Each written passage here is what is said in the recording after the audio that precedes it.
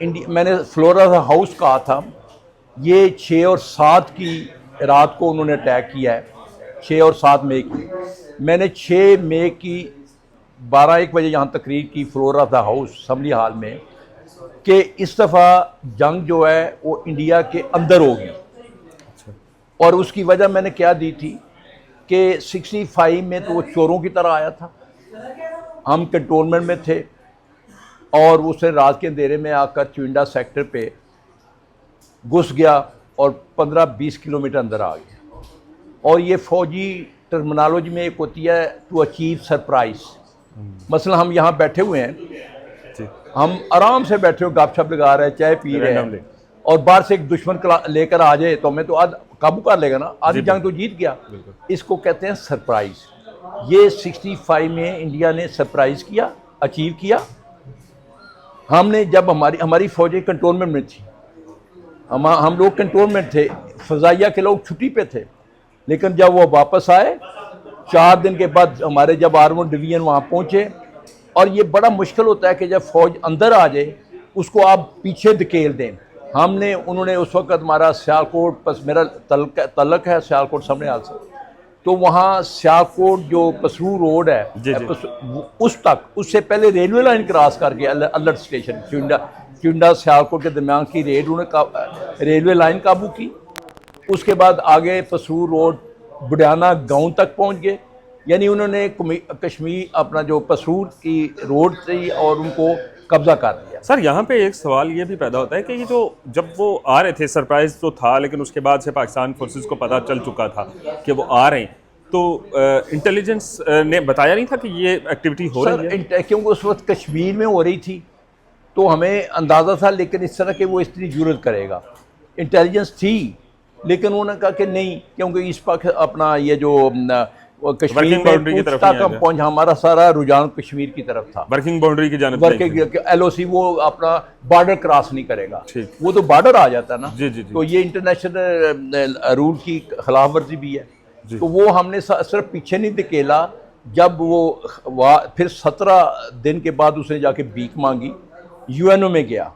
मतलब ये भीख मांगने वाला जो चैप्टर है ये शुरू से है, ये आज नहीं, मैं बताऊं, ये हमेशा मैंने फिर असम्बली में यही कहा था कि बनिया हिंदू जो ना बड़ा बुज़दिल है, प्लानिंग ज़रूर करेगा, तड़ियाँ ज़रूर लगाएगा, लेकिन जब एग्जीक्यूशन पे आएगा, मैदान में आएगा तो बुज़दिल है। उसकी मैं तो आपको 3 मिसालें देता हूँ।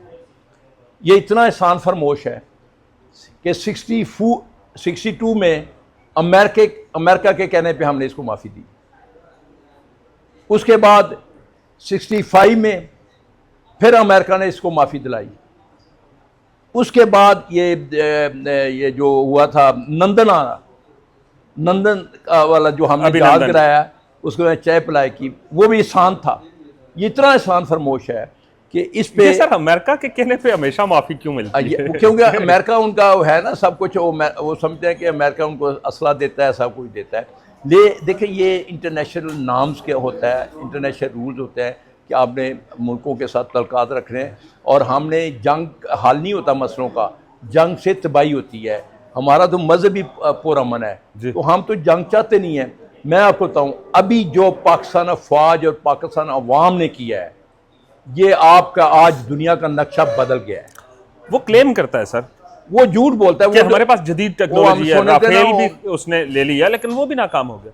देखें, वो उनका झूठ का पुलंदा अभी भी आपको नहीं खुल गया कि जी हम इस्लामाबाद में कब्जा कर बैठे हैं, एयरपोर्ट हमने निकली है, चीफ भाग गए हैं, बल्कि आपके लिए सहूलत कर दी, लाहौर में बंदरगाह बना दी, लाहौर में बंदरगाह बना दी।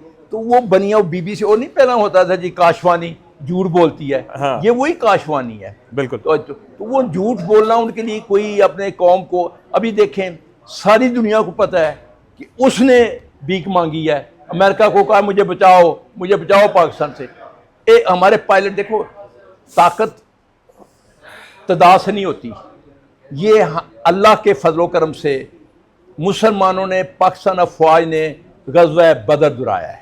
सर आपका जो दौर था, जिस दौर में आप सर्व कर रहे थे फोर्सेस को, उस वक्त कौन सा ऐसा कामयाब और यादगार ऑपरेशन था जिसको आप आज तक उसको याद मैं आज तक उसको बोला नहीं, और मैंने अपनी किताब में भी लिखा है, हाँ ये सच है। मैं 87 में इसी महकमे में दुनिया की जो टॉप मोस्ट एजेंसी है जी जिसको अमेरिका ने डिक्लेयर किया हुआ है, जी जब हमने अफगानिस्तान में रूस को निकाला था तो CIA ने कहा था कि दुनिया की इंटेलिजेंस बेहतरीन इंटेलिजेंस ही पाकिस्तान की है, दुनिया की बेहतरीन फौज पाकिस्तान की है। मैं उस वक्त वहाँ था। वहाँ 87 में उनका एक बड़ा ही hard task master chief of army staff थे सुंदर जी, जी जी ठीक है। उसकी सारी ट्रेनिंग जो थी वो अमेरिका की थी। वो सबसे तगड़ा चीफ ऑफ आर्मी स्टाफ अपने को कहलाता था। उसने एक एक्सरसाइज जिसका नाम था ब्रास टैक 2, 87 मुझे याद है 21 के 22 जनवरी को उन्होंने एस्केलेशन की थी। उन्होंने हमारा जो सिंध है साउथ जी वहाँ पूरे अपने फौज ले गए और पाकिस्तान की तरफ मुंह करके उन्होंने नाम दिया एक्सरसाइज को ब्रास टैक 2। उसका मकसद ये था कि हमें अगर वक़्त मिल गया तो हम पाकिस्तान को हमला करके ये जो साउथ पंजाब की कराची की लाइन हैदराबाद ये काट देंगे ये दिन।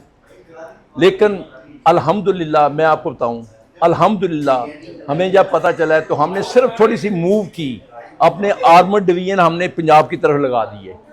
जनरल स्ट्रेटजी के तहत उधर जनरल हमीद गुल थे जी मुल्तान से लाए थे, इधर से जनरल फरख खान थे।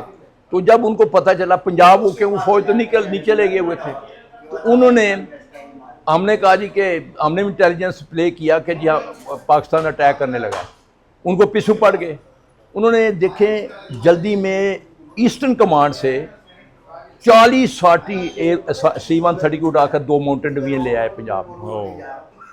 और आज देखो अच्छा जब माउंटेन डिवीजन पहुंचे तो हमने कहा कि ये पहाड़ी डिवीजन प्लेन ऑफ पंजाब में कैसे लड़ेंगे, मैदानी इलाके में कैसे लड़ेंगे। यकीन करें उस वक्त राजीव गांधी उनके PM थे, हमारे सदर ज़ियाउल हक साहब इजिप्ट गए हुए थे, मिस्र गए हुए थे, क्योंकि मिस्र ने पहली दफ़ा किसी सरबरा को बुलाया था, क्योंकि हमारे सदर मोहतरम जो जनरल ज़ियाउल हक थे इन्होंने कांसा ब्लाका में OIC में जी जी उसकी बड़ी तारीफ की थी कि हु फाट against Israel, it was Egypt, who cross Suez canal, it was Egypt. तो उसकी वजह से वो बड़े खुश हुए कि पाकिस्तान ने हमारी मदद की, तो उन्होंने बुलाया हुआ था। राजीव गांधी ने दरख्वास्त की उसने मुबारक से कि जी हमारी जान छुड़ाएं, ये पाकिस्तान का मामला है। मैं उस वक्त क्योंकि था, मैं इस महकमे में था उस वक्त आप ब्रिगेडियर? हाँ जी, मैं नहीं, मैं डेस्क अफसर था, ब्रिगेडियर था, मेजर था। हाँ मेजर, तो क्योंकि मेजर से चीज़ें शुरू होती हैं, जी जी जी आपको पता है, वहाँ से ऊपर जाती हैं। तो हमें ब्रास टैक 1-1 इंच का पता था। मैं ये भी आपको, हमारी इतनी इंटेलिजेंस अच्छी थी कि वहाँ इंडिया में पता भी चलता था ना, हमें पता होता था। सर ये हम पाकिस्तानी सवाल पूछता है हाँ कि हमारी फोर्सेस को कैसे ये पता लग जाता है कि वहाँ पे क्या हो रहा है, ये जबकि वहाँ पे उस वक्त टेक्नोलॉजी भी नहीं थी इतनी। मेरे पास बस एक तो डिवोशन है, सही प्लानिंग है हमारे ऑपरेटर में। आपको तो हमारी कौम में जज्बा बड़ा है इंडिया के खिलाफ हमारे कौम में, और हमारा ये बड़ी ऑर्गेनाइजेशन, मैं दाद देता हूँ ISI को, जितने भी चीफ गुजरे हैं। ये अमेरिका क्यों वहाँ पता चलता है तो इल्ज़ाम पाकिस्तान पे लगा देता है, यही है ना इंडिया। अमेरिका को भी यही था कि यार इनकी बेस्ट इंटेलिजेंस एजेंसियाँ हमारे साथ शेयर नहीं करते। तो वो हाँ सारी चीज़, हमारी ऑर्गेनाइजेशन ऐसी होती है और हमने इस तरह उसको सीक्रेट रखा हुआ है। अल्लाह इंडिया को इस चीज़ का पता भी है, इसीलिए डरता है ना, फिर भी इसलिए वो कोई चीज़ होती है। अभी जिस तरह पहलगाम वाला, उसने बगैर सोचे समझे, मुझे बताएं 450 किलोमीटर अंदर जी एक वाकया होता है पाकिस्तान के बॉर्डर से 450 किलोमीटर, और 10 दिन में आप यार FIR काट देते हैं और पाकिस्तान के खिलाफ आप कहते हैं इल्ज़ाम लगाते हैं। इधर तो मैं कहता हूँ मेरे हल्के समड़ियाल में 5 किलोमीटर कोई वाकया हुआ तो कम से कम घंटा 2 लगता है जी। तो ये उनकी बुखलाहट का, उनके झूठा होने का इससे बड़ा सबूत क्या हो सकता है। सर ये एक सवाल करती है पाकिस्तानी अवाम, क्योंकि अब ऑपरेशन हो चुका है और उसके बाद ये सवाल है कि सिस्टम को हैक कैसे किया, और ये जो हमारा नया त्यारा था J-10C उसका किरदार तो बड़ा ज़बरदस्त था। मैं ये बताऊं, अल्लाह ने हमारी मदद करनी थी। चीन जैसे दोस्त को जो टेक्नोलॉजी लेटेस्ट थी, जो उन्होंने राफेल एयरक्राफ्ट जिसमें घुमंड था कि इसको आज तक कोई गिरा नहीं सका, बिल्कुल वो क्लेम करती है कंपनी, उसके खिलाफ चाइनी लोग ने वो भी अनविजिबल टारगेट को हिट करता है, जी वो फिजा में नजर नहीं आता।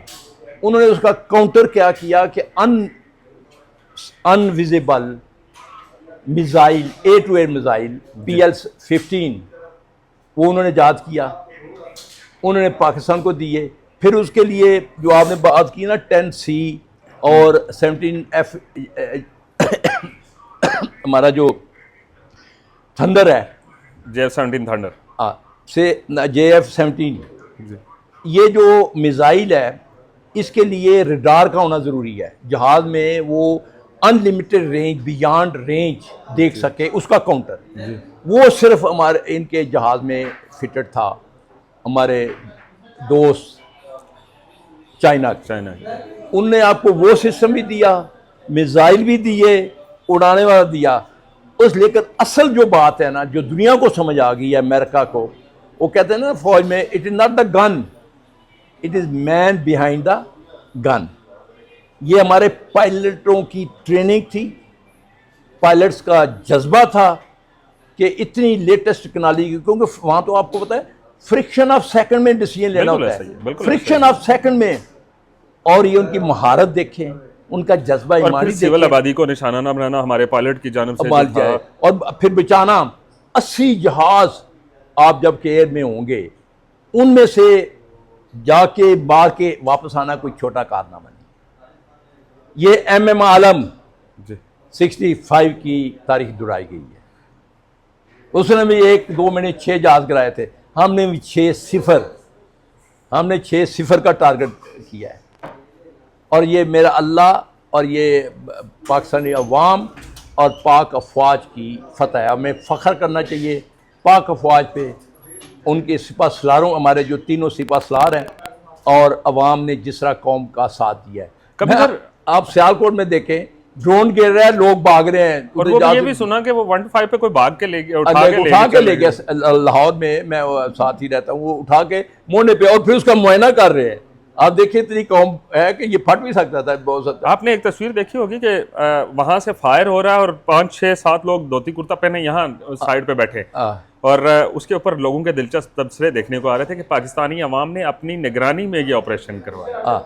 अल्हम्दुलिल्लाह ये बड़ी अच्छी प्लानिंग थी, और अल्लाह ने आपको शुरू करा दिया। जो अरब आपके दोस्त इंडिया को अपना सेकंड होम कहते थे, अभी आपकी तरफ देखेंगे। अभी तो ट्रंप कह रहा है कि डिनर करवाते हैं हम। अच्छा, MN जो दुनिया की बड़ी ताकत है, यूनिपोलर वर्ल्ड अमेरिका, उसने खुद माना है कि पाकिस्तान का जज्बा, पाकिस्तानी कौम, पाकिस्तान अफवाज दुनिया की। ये सर 71-65 में भी यही जज्बा था? जज्बा यही था। 65 में मैं तो खुद स्टूडेंट था ना, हम पटियाला पहुंच गए थे। अच्छा, हम टैंकों के जाने के तैयार थे, और ये वही जज्बा दोबारा रिपीट हुआ है। सर कारगिल को क्लेम करता है इंडिया, कारगिल में क्या हुआ? कारगिल में भी इन्होंने भीख मांगी, कारगिल में भी इन्होंने भीख मांगी, ठीक है। और हम चढ़ाई करके हुए थे, वहाँ एक पोस्ट का बड़ी हाईएस्ट पोस्ट है, मैं नाम सबको पता मैं रहा हूँ, उस पर कब्जा हमने कर लिया था। और वो वहाँ से बैठकर पूरी उनकी आपकी LOC होती है, लाइन ऑफ जो कम्युनिकेशन होती है, वो हमारे कब्जे में थी, ठीक है। ये तो मैं अभी, क्योंकि अच्छा मौका है, खुशी का मौका है, मैं किसी लीडर को ब्लेम नहीं करूंगा, सिविलियन लीडर को। तो वो जो अभी भी 15 दिन नहीं बोले, हाँ, वही लीडर थे। देखा ना, आप 15 दिन खामोश रहते हैं, मोदी का नाम नहीं लेता है कि यार वो मोदी हमारे मुसलमान भाइयों का कसाब है, गुजरात जो किया है। और वो अभी पाकिस्तान के, देखो पानी, मैंने एक चैनल पे कहा ये पानी बंद करेगा, ये तो यजीद की रिपीट। और हमारे तो उस वक्त लोगों ने, नवासे रसूल ने शहादत देकर, उनके आगे सब छोटे बच्चों ने शहादत देकर जज्बा दिखाया था, तो हम उन्हीं के पैरोकार हैं। बिल्कुल। पानी बंद करेगा तो हम इसको छोड़ेंगे? हम तो प्रेफर करेंगे पानी से जाएं जहंग में, मरेंगे तो शहीद, बिल्कुल, वापस आएंगे तो गाजी। सर ये कश्मीर का जो इशू है, आप भी कश्मीर के कभी LOC के ऊपर पोस्टेड रहे? जी। वहाँ पे इनकी क्या स्ट्रेटजी क्या होती है, क्यों वहाँ से पीछे नहीं हट पा रहे ये? उसकी वजह है, वो क्लेम करते हैं और चढ़व इसलिए करते हैं, उनको पता हम ताकत से तो नहीं ले सकते। पाकिस्तान को प्रेशराइज करके कीप ऑन ब्रिंगलिंग, और जिस तरह चुप चपीते 370 कर दिया, 5A कर दिया, कश्मीर को ला कर दिया भैया की तरफा, जिस तरह भी मतलब ये वो वही है कि पीठ के पीछे वार करने वाला है, पीछे को वार कर दिया। अभी सामने आया ना, हम तैयार थे ना, पर मजा आया ना। सर एक और हम देखते हैं कि कुछ लोग भारतीय फोर्सेज से कुछ निकाले हुए और कुछ उनके पाले हुए, उनको मीडिया के ऊपर बिठा दिया जाता है और वो फिर अपनी वो चीज़ें जो इंटेलिजेंस की हैं या आर्मी के मुतल्लिक़ हैं वो बताते हैं और एक बयानिया बनाते हैं कि हम सुपीरियर हैं। पाकिस्तान के अंदर उसकी निस्बत बहुत कम है। हमने आर्मी के रिटायर्ड ऑफिसरान को बहुत कम मीडिया टीवी के सामने देखा, जो बोलते हैं वो कैलकुलेटेड बोलते हैं। क्या वजह है कि वो वहाँ पे अपने आर्मी ऑफिसरान को टीवी पे ऊपर क्यों भेजते हैं, चाहे वो मेजर लेवल का है या? मैंने तो कभी कैलकुलेटेड नहीं बयान दिया, मैं बड़ी चैनलों पे आया हूँ हमेशा। मैं अभी ये आपको पता नहीं क्यों आप बुलाएं, अभी पीछे हमारे बेहतरीन जो टॉप के जर्नैल थे रिटायर्ड, वो टीवी पे थे। अमर रियाज है, अपना नासिर जंगुआ साहब है, मैं सारे चैनलों पर गया हूँ। हम तो वो तो झूठ बोलते हैं, बल्कि उनको बाद में आकर एक्सपोज किया है। मैं उनके एक्स चीफ की बात सुन रहा था, वो सर एक जेडी बख्शी नामी कुछ उसने देखा कि आप बुज़दिल, आप उनके फिर टीविया कह रहे हैं कि जी आप पाकिस्तान को कमज़ोर समझते रहे, आपने तो बुज़दिल आप निकले हैं मोदी साहब, आप पाकिस्तान। उनका एक साबिक एयर चीफ कह रहा है कि जी पायलट उनके तैयार ही नहीं थे पाकिस्तान का मुकाबला करने के लिए, फिर हमारी फौज इस काबिल नहीं है पाकिस्तान की फौज के साथ लड़ सके। तो आप कैसे कह सकते हैं कैलकुलेटेड? इस ज़माने में मैं कह रहा हूं कि उनकी तरफ से अपनी फौज के अंदर जो कुछ भी हो रहा है वो बड़ा चढ़ा के पेश किया जाता है, लेकिन उनकी फौज के अंदर जो आपको पता है उसका नेगेटिव भी हो रहा है। आपको पता है उनकी फौज के अंदर बगावत हुई, कभी पाकिस्तान में सुना है आपने? उनके सिख रेजिमेंट ने एक नहीं 5-6 यूनिटों ने इनकार कर दिया पाकिस्तान के खिलाफ जंग लड़ने की। ये सर एयरबेस जो तबाह होते हैं या किए जाते हैं पाकिस्तान की तरफ से, इसकी इत्तला कैसे मिलती है और कैसे ये पूरा ऑपरेशन कैसे डिजाइन कौन करता है? आपके पास जो रेडार टेक्नोलॉजी है ना जी, वो पूरी पिक्चर खींचती है। मतलब जैसे आप मेरी पिक्चर खींच रहे हैं जी, ठीक है ना, जब तक मैं यहाँ से निकल नहीं जाऊंगा आप हमारे कैमरे के आपके कैमरे में छुप नहीं सकता। वो जो आजकल लेटेस्ट टेक्नोलॉजी है ना, मिसाइल भी जब फायर होता है उसके साथ ही टेक्नोलॉजी है। फिर रेडार जो हमारे साथ जो information person to person sharing वाला एक, ये इसके अलावा बात कर रहा हूँ। एक होता है कि पर्सन टू पर्सन शेयरिंग भी होती है, कहीं वहां पे भी कुछ लोग मौजूद होते हैं। नहीं वो है, होते हैं, बिल्कुल होते हैं, पहुंच जाते हैं, कहीं पहले भी होते हैं। लेकिन अभी जो जिस लेटेस्ट टेक्नोलॉजी, क्योंकि ईरा ऑफ टेक्नोलॉजी है, अभी जो टेक्नोलॉजी है वो सारा आपको कैच करते, जब तक टारगेट ने डिस्ट्रॉय नहीं हो जाना उसने पीछा नहीं छोड़ना, पूरी रिकॉर्डिंग। और फिर दुनिया आपके सामने देखो, अभी तो ग्लोबल इंफॉर्मेशन इतनी आ गई है कि ऊपर सैटेलाइट से हर चीज काबू आ रही है। अभी फ्रांस ने खुद, इंडिया तो नहीं मान रहा था, नहीं फ्रांस ने माना ना, और उनके किसने माना? इंटेलिजेंस अफसर ने, उनके एक सीनियर इंटेलिजेंस अफसर ने। तो ये सैटेलाइट आजकल आप कोई चीज छुपा नहीं सकते। ये जितने भी एयरबेसिस को तबाह किया जाता है, इसकी बस वही सैटेलाइट टेक्नोलॉजी का यूज़ किया जाता है, यूज़ है। लेकिन जो हमारा फ्लाइट ऑफिसर है, जब वो फ्लाई करता है तो क्या उसको ये सारी इंफॉर्मेशन दी जाती है या ऑन स्पॉट कहीं उसको ऐसा कुछ? नहीं, वो फीड कर लेते हैं। फिर ऑन द रिकॉर्ड, मतलब वो इतना इंडिपेंडेंट होता है कि वो अगर कुछ ऐसी देखता है चीज तो उसके ऊपर वो कहते हैं। डॉग फाइट किस लिए होती है? अगर जरा जहाज देगा वो उसके साथ शुरू हो जाएगा, मतलब उसको इख्तियार। अगर आप देखें ना, आपको तो आपने एक टारगेट पे जा रहे हैं, रास्ते में आपको पता चल रहा है जी इधर 4-5 इधर रास्ते साइडों से भी आ रहे हैं, जैसे MM आलम साहब ने किया कि उनको तो एक टारगेट, अभी ये भी एक टारगेट के लिए है। ये मैं आपको तो पाकिस्तान ने बहुत बड़े हौसला दिखाया है। जिस तरह 80 जहाज के तो ये 10-12 तो आम गिर सकते थे, उन्होंने कहा बस 6 नहीं सब इतने बहुत है। और फिर ये आर्मी जो सॉरी हमारे एयरफोर्स के जो वाइस चीफ थे जिन्होंने प्रेस कॉन्फ्रेंस की है, उसके ऊपर तो अभी बड़ी सारी बातें भी उनके ऊपर हो रही हैं। प्रोफेशनल हैं, उन्होंने जिस तरह वो शुरुआत की कि मैंने कल जहां छोड़ा था 60 उससे, क्या समझते हैं कि ये जो जदीद तरीन पढ़ाई है ये कितनी अहम है? आपको पता है ये जो टेक्नोलॉजी हमें मिली जी, अल्लाह ने दिलाई चाइना। जी। हमारे सारे पायलट वहाँ ट्रेन हुए चाइना में, और वो भी इतने अक्लमंद, इतने नहीं है कि वो नलायक किसी को पायलट को दे दे। ये जो अपना हमारे वाइस एयर मार्शल औरंगजेब साहब है, शायद उनका नाम औरंगजेब साहब, जी जिन्होंने जी औरंगजेब साहब है। वो ये सारी इनकी ट्रेनिंग ही वहाँ की। अच्छा, he is operational, he DG operation. General last में ये बता दें, जनरल हमीद गुल का नाम इस वक्त तक याद रखा जा रहा है। उसी वजह है, मैं खुशकिस्मत इंसान हूँ, एक फ़ौजी अफसर हूँ कि मैंने उनके साथ सर्व किया है। सर वो 87 सोचने का जाविया उनका वो बहुत मैं different आपको था। बताऊँ, वो दलेर आदमी था। वो एक बात कहता होता था, कभी भी दुश्मन के ऊपर अपना प्रेशर ना हटाओ, उनके प्रेशर नीचे नहीं आना। जिस दिन तुम प्रेशर नहीं नीचे आओगे, वो आपको दुगना मारेगा। कहीं ये कहना इवन अमेरिका का उन्होंने कहा था, अमेरिका के प्रेशर भी नहीं आना। अमेरिका प्रेशर जरूर डालेगा, लेकिन जब आप अपने आप बहादुर शो करेंगे, सीना तान कर खड़े होंगे, तो वो खुद प्रेस हो जाएगा, आपको प्रेस नहीं जिस अदारे की ये हमीद गुल की स्ट्रेटेजी थी। और हमारी फौज में भी यही ट्रेनिंग दी जाती है कि offensive is the best operation, best defence.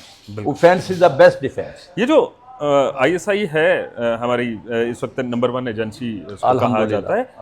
General Hamid गुल का इसमें कहा जाए कि बहुत बड़ा किरदार है इसको नंबर 1 बनाने में, तो क्या ये दुरुस्त है? मैं जो देखें, ये एक DGIS किसी वजह से नहीं बनती, ये कंटिन्यूस काम होता है।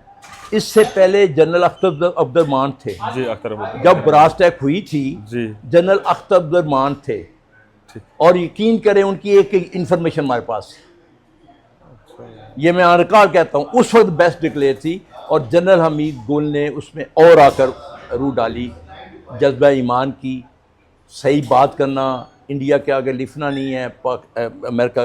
कहीं ये तो नहीं था कि उस वक्त वो टीवी का दौर चल पड़ा था, वीडियोस का दौर चल, उनकी जो तकारीर हैं, ये चीजें हमारे सामने आना ये शुरू आप हो- कह सकते हैं, हमारा ये इंटेलिजेंस एजेंसी शुरू से एक दिन में नहीं बनती, ये जी, इंटेलिजेंस एजेंसियां या नंबर 1 नहीं बनती, ये शुरू से थी। पहले यू आर राइट कि मीडिया इतनी नहीं होती थी, प्रोजेक्शन, अभी प्रोजेक्शन है।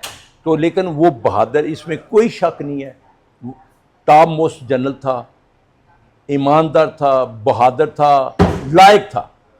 मैं ज़ाती तौर पर जानता हूँ। आज आपको मौका मिले कि दोबारा आपने सर्व करना मुश्किल वक्त में हम मैं सबसे पहले जाऊँगा। मैंने जिस दिन जंग अभी छोड़ी, मैंने वॉलंटियर किया था GH को, अपना जो मेरा महकमा एयर डिफेंस उनके जनरल, कि ये आई एम रेडी, मुझे बुलाएं, कहाँ आना है। मैं पाकिस्तान के लिए इस उम्र में भी आगे जाना चाहता हूँ, फ्रंट पे जाएंगे। फ्रंट जाना है। ये हुआ जज्बा जिसको दुनिया की कोई ताकत शिकस्त नहीं दे सकती। ब्रिगेडियर साहब के साथ जो हुई बातें हमारे लिए बड़ी दिलचस्प रही हैं, और मज़ीद कोशिश करेंगे कि इनकी ज़िंदगी के वो पहलू, जब एक फ़ौजी ऑफिसर है या OR है, वो जब मोर्चे के ऊपर होता है तो क्या सोचता है। दूसरी जो मुलाकात होगी वो इस मौजू के ऊपर होगी। दीजिए इजाज़त, अल्लाह हाफ़िज़।